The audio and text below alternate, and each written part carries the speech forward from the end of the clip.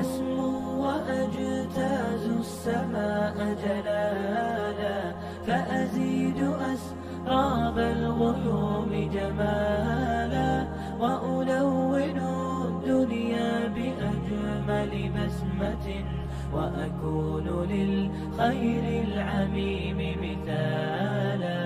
أسمو وأجتاز السماء جلالا، فأزيد أسراب الغيوم جمالا، وألون الدنيا بأجمل بسمة، وأكون للخير العميم مثالا.